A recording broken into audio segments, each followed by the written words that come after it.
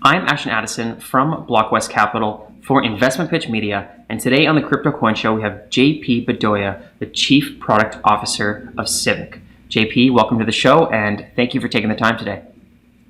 Hey, thank you, Ashton. Thank you for having me. You're very welcome. A huge part of blockchain and Web3 is totally revolutionizing how we see identities and hopefully bringing more value to the end users and being able to hold their identities, control them, determine who we give it to, and not have as many hacks from centralized parties that are exposing our personal information and just bringing the control of what's rightfully ours back to us. And that's the discussion I want to have today with you, JP, about decentralized identities, what Civic is working on, and how Web3 is shaping identities in general. I would love to kick off our conversation with just your vision on identity and how decentralized identities are taking over what we know and what we used to use, the way that we've been using our identities throughout Web 2. Mm-hmm. Yeah, there's a lot there, Ashton, as you can imagine. So Civic has been working on the decentralized identity problem for a few years now, right? I've been with Civic for 4.5 years. I joined from an agriculture tech company where I was heading up product design, and previously I've been doing a different product solutions that actually covered identity too. I worked at LifeLock for a bit. We did identity theft protection, and that's kind of where I started thinking about the digital identity problem and how could we tackle it. So now at Civic, we are providing a digital identity management tool specifically focused on Web3, so that people, as you said, they need to be able to privately manage and use their identity, not only on one chain, but across chains. And then also, we need to be able to enable Web3 platforms to take these digital identities. So we have two core products at Civic today. We have Civic Pass, which is our integrated permissioning tool that Web3 platforms can easily integrate into their stack, and a consumer-focused one called Civic.me, where you as a user can start managing that Web3 identity and create a presence, start thinking about your reputation, and then ultimately, as you think about how are you going to be able to use your identity, it can be through your IRL, data and information on who you are, and then different pseudonyms as part of that, including your NFTs. Because as you think about how NFTs have become a core piece of who you are in Web3, it is important to bring all that into one place to then give you that ability to have that control across Web3 and how you are presenting yourself in different applications, different metaverses, right? Because there's not going to be just one metaverse, right? There's going to be multiple ones run by different companies, centralized, decentralized ones, chain 1, chain 2, chain 3, who knows? Very interesting, JP, and that's a great segue into talking about the metaverse and how decentralized identities and just identities on the internet in general, especially when we move into the metaverse, people can really be any avatar that they want. And understand that cryptocurrency addresses are pseudonymous, and people's identities often on Twitter, they're going by an avatar name and not their real name. Right. But from what I understand, it's possible to use a pseudonym and verify your identity for the purposes and then sort of keep that personal information close to say, hey, this is one of my identities, and I can prove that I could tie it to my real identity if I wanted to. And I feel like right now it's sort of the Wild West in, anonymous founders creating projects or people just going under some side name and there's no real verification with that. Is that something that is applied and can be solved through the Civic Me as well? Yeah, so with Civic.me, sorry, you'll be able, the goal of civic.me is to enable that pseudonymity while also having a verified identity supporting it. And at its core, we use DIDs, decentralized identifiers, right? And we are using the Solana-based DIDs, where a DID doesn't necessarily need to be on chain, of course, right? But the way that we approach it for Web3 so that it becomes native to Web3 platforms is by using the Solana DID based. So once you have that base identifier, then you can create multiple identities associated with that main identifier. And that main identifier can be also unique, right? That's what you want. So that then you're not creating multiple identities that then can enable bad actors either.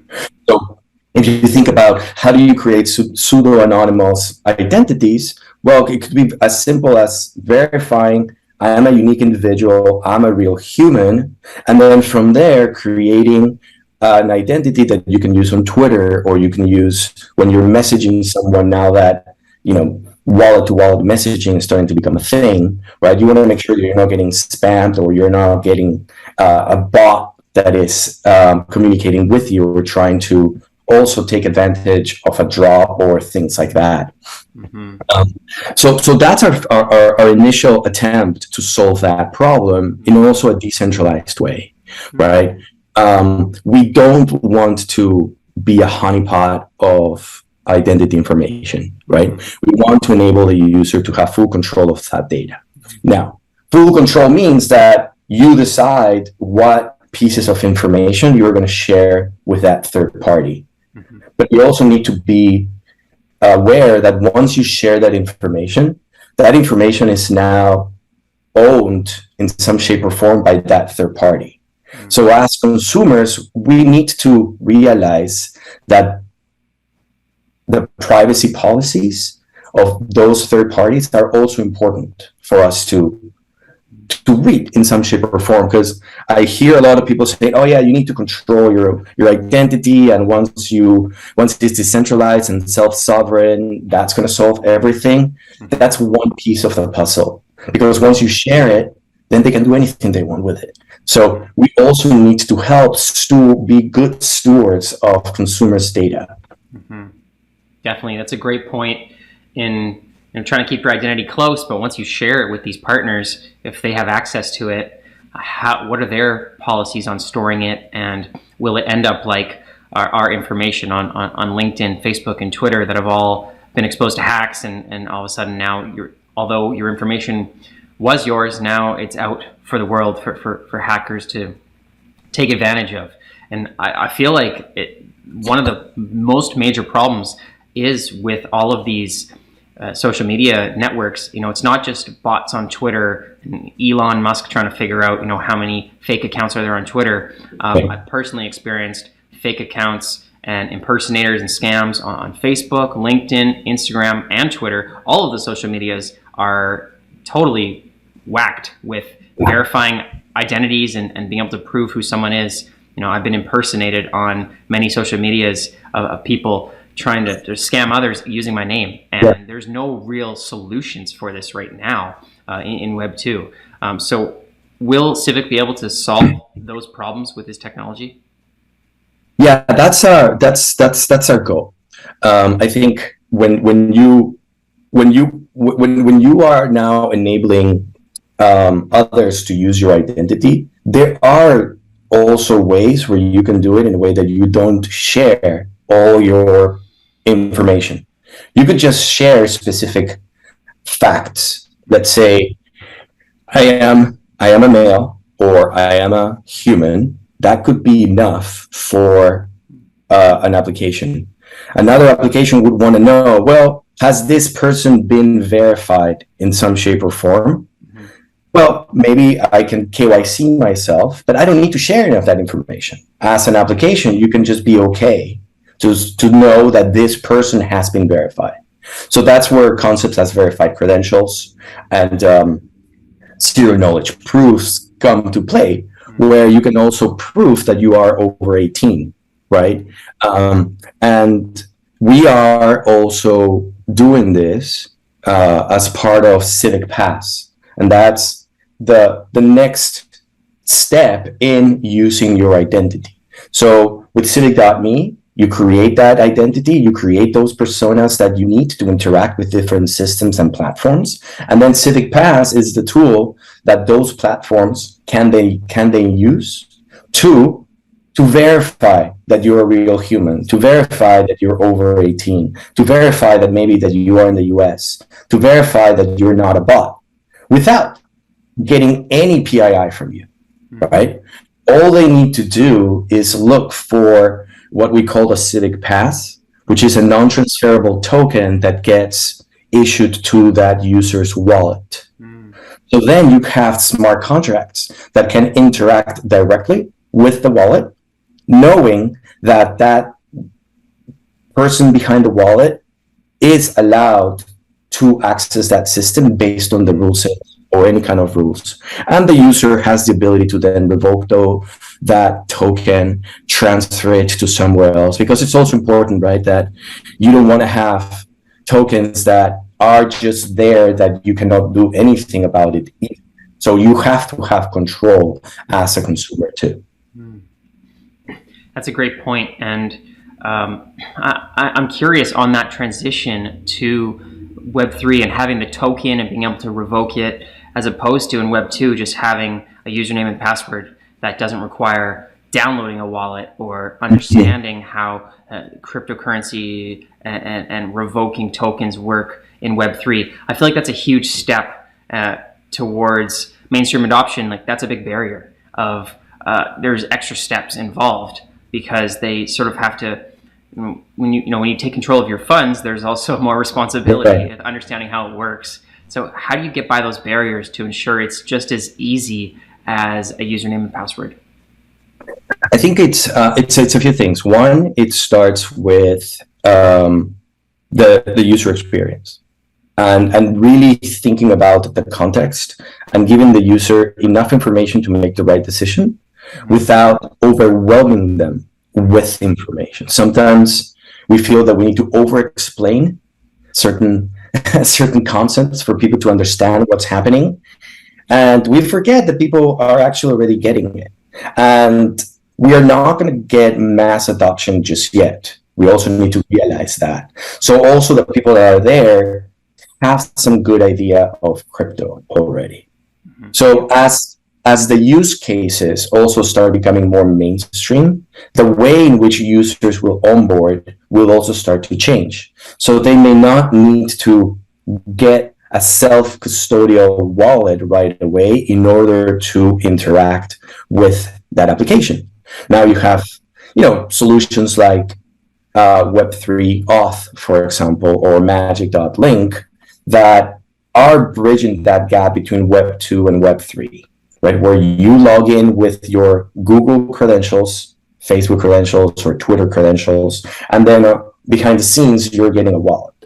So now you can start enabling Web3 applications to feel a little bit more Web 2-ish for that next generation of users that are coming in, but behind the scenes, you're able to take advantage of all the benefits of a Web3 platform that are not just a cryptocurrency piece, right?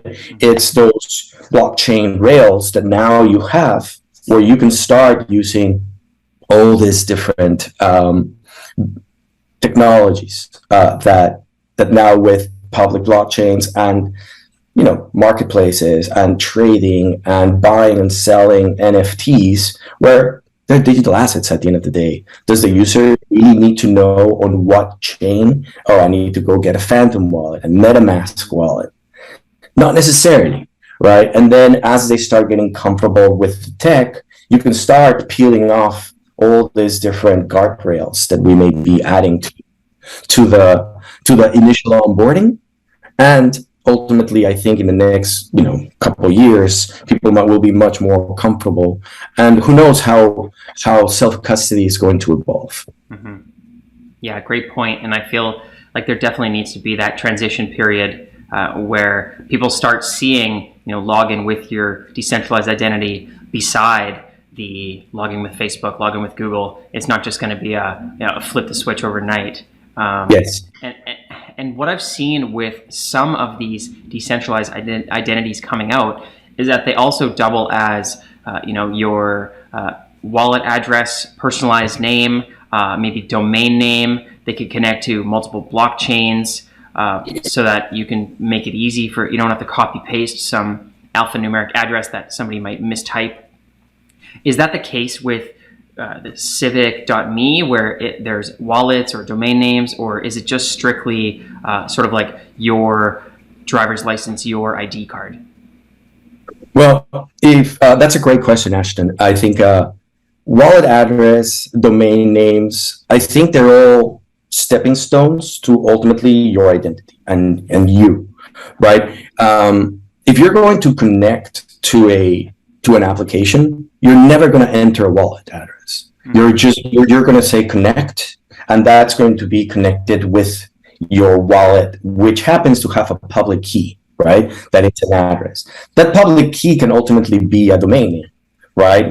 I own Juans.sol, Juans.eth, whatever those things are. I think those are helpful stepping stones in order to find someone else. But as the owner of the identity, it doesn't really matter too much, right? It's mostly about how you connect to that system. And then once that system knows who you are, that's where an identity layer that Civic becomes very important. Because now I pointed to you, now I need to know, okay, who are you? Can I let you in or not? The wallet address, an ETH domain, they're not going to tell you that. All they're going to do is help you point to that public key, that public address. But then from there, what do? And that's where Civic brings a lot of value to the ecosystem, we believe, right? Because we are wallet agnostic. We don't want to compete with wallets. We want to work with every wallet because those have become that first entry point. But it's once you peek inside the door, you need to know, okay, is this the place I need to be? You know what I mean? And then you can close the door if that's not the place. So with Civic.me, you'll be able to use your Solana domains, your ETH domain. So if you go to Civic.me / your domain name, for example, you will be able to see what's in that wallet, everything that's public, plus some of those Civic passes. So you could say, oh, okay, this person or the owner of this wallet is a real individual or not. Because but we don't say who you are or name or that. But you as a user can choose what's the avatar that you want to have there, what's the display name, what's your little bio. So starting to create some of those public personas is, I think, something that will become more and more important as Web3 platforms become widely adopted across multiple use cases. Okay, great. And as the platforms become more widely adopted, obviously your team is looking for Civic to become the go-to, a decentralized identity for everyone to start onboarding. What are the ways in which your team is growing to get more adoption from existing crypto users and hopefully new users as well? Is it through more B2B partnerships and partnering with the wallets and exchanges, or are there other marketing tactics? Yeah, that's a great question. I think we are tackling both sides of the equation. Consumers, right? We're going direct to consumer with a value proposition of starting out a really nice curated NFT gallery, because let's just be realistic, nobody loves identity. NFTs are much more fun, right? And they have become part of your identity. So a place to bring both together.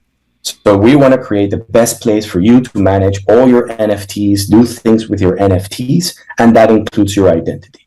So that's Civic.me.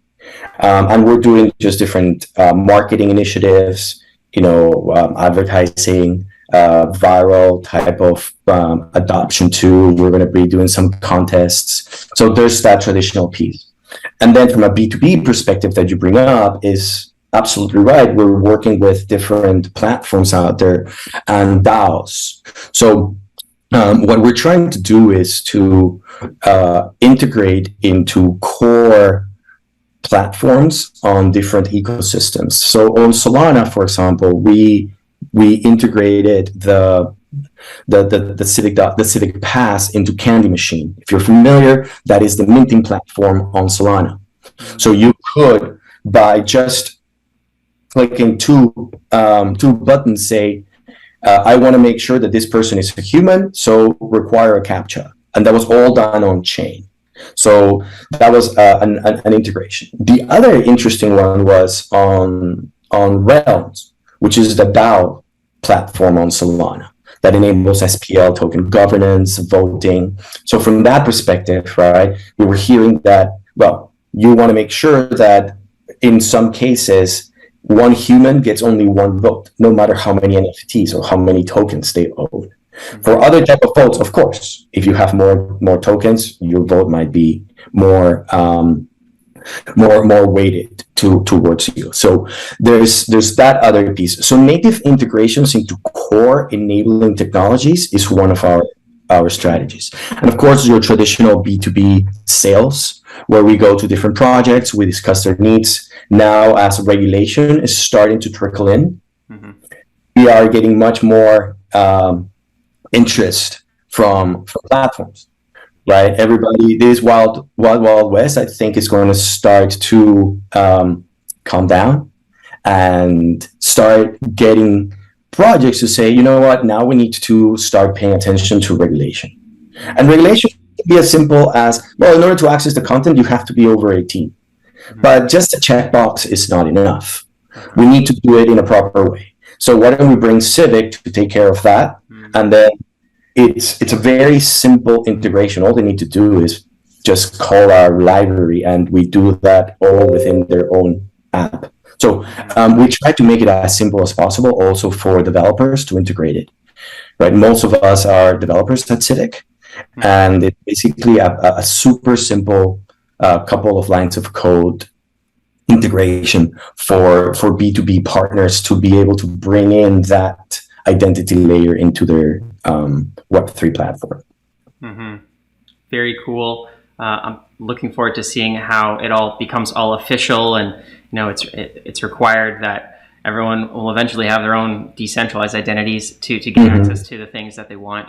And I do like that NFT twist you said there. That it's true. Identities aren't the most exciting. No one's raving about their identity unless it's super cool and they happen to have an NFT that's super rare that represents their identity, and all of a sudden it's way more interesting to them and others. So I'd love to look into that more. We don't have a lot of time left, JP, but for the viewers that want to try testing out their decentralized identities and to follow along with the updates for the NFT part that you were speaking about, what's the best way for them to learn more?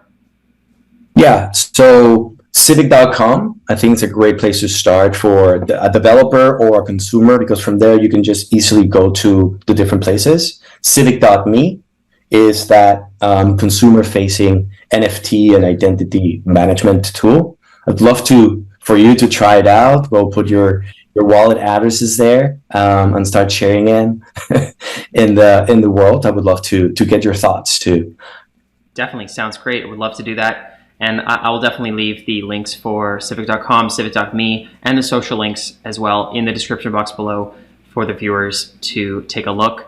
Thank you so much, JP, for this information. I'm really am looking forward to having more verifiable identities on Web3 and just on the internet in general, because it's a bit of a mess for those power users that understand their identities in 200 different locations, and they're all vulnerable on different websites, and it's just not looking good. So there's definitely a huge need in the market for this technology that Civic is bringing. So I'm wishing you guys all the best on that, and let's definitely follow up in the near future. Great. Thank you so much, Ashton. I really appreciate it too.